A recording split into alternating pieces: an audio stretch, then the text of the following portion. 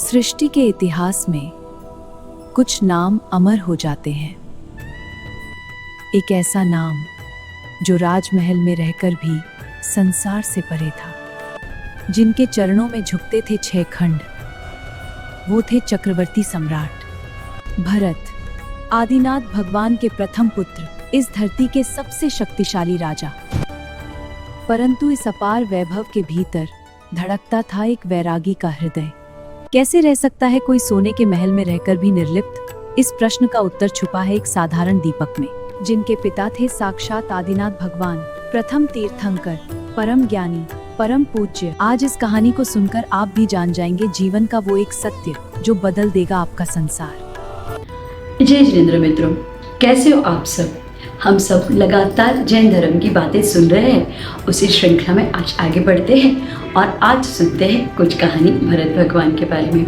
मित्रों, आप सबको पता है, ऐसे भरत भगवान हमारे आदिनाथ भगवान के प्रथम पुत्र थे और वो चक्रवर्ती भी थे। मित्रों, कहा जाता है कि भरत भगवान घर में रह के वैरागी थे। उन्होंने जब दीक्षा ली थी तो तुरंत उन्हें मनोपरिज्ञान तो उत्पन्न हो ही गया था, पर विदिन 48 मिनट्स अंतमुहूर्त में उनको केवल ज्ञान की भी प्राप्ति हो गई थी। कैसे हुआ होगा उनको ये केवल ज्ञान इतनी जल्दी? मित्रों, जो कहते हैं ना कि वो घर में रह के वैरागी था, कैसे पॉसिबल है? हम भी ऐसे सोचते हैं। और ऐसे ही एक भक्त ने जाके पूछा, आप घर में रह के वैरागी कैसे रह सकते हो? आपकी तो 96,000 रानियां हैं, आप चक्रवर्ती हो, आपका इतना बड़ा वैभव है, आपने 6 खंड को जीत लिया है, तो भला आप कैसे घर में रह के वैरागी हो सकते हो? मुस्कुराए भरत भगवान, बोले, रुको मैं कुछ बताता हूँ। उन्होंने अपने सेवक के पास से एक बड़ा सा दीपक मंगवाया। दीपक तेल से भरा हुआ था। भरत भगवान बोले, क्या आप हमारे महल को देखना चाहोगे? अरे कौन मना कर सकता है? वो बोला, हाँ मैं आपके महल को देखना चाहता हूँ, मेरी बड़ी इच्छा है, मैंने सुना है आपका महल बड़ा सुंदर है।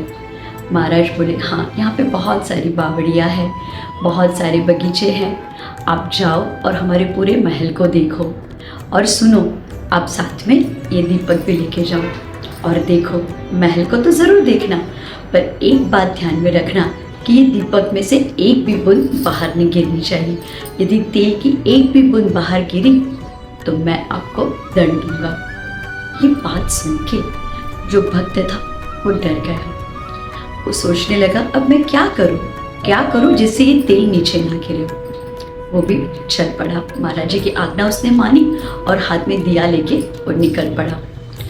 पूरे महल में वो घूम के वापस आ गया। काफ़ी टाइम लगा उसे महल घूमने में। जब वो वापस आया ना तो उसके मुंह पे शांति थी। भरत भगवान ने पूछा, महल देख लिया? उसने क्या उत्तर दिया पता है? नहीं, कुछ भी एक भी बूंद नहीं गिरी है। मुस्कुराए। भरत भगवान बोले, मैं आपको पूछ रहा हूँ, आपने पूरा महल देखा?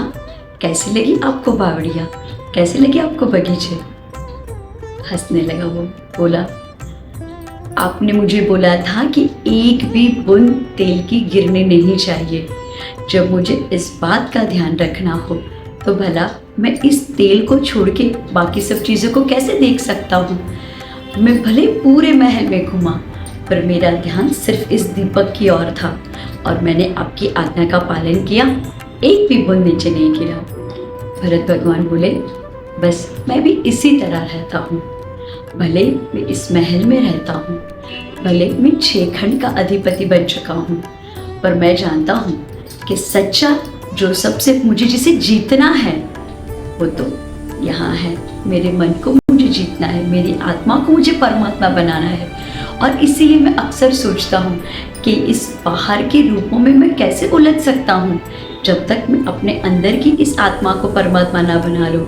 और इसीलिए मैं भले ही इस वैभव के बीच रहता हूँ, पर जानता हूँ कि कुछ भी मेरा नहीं है, जो मेरा है वो मेरे अंदर है। और इसीलिए इस महल में रहते हुए भी मैं उसमें रम नहीं जाता हूँ।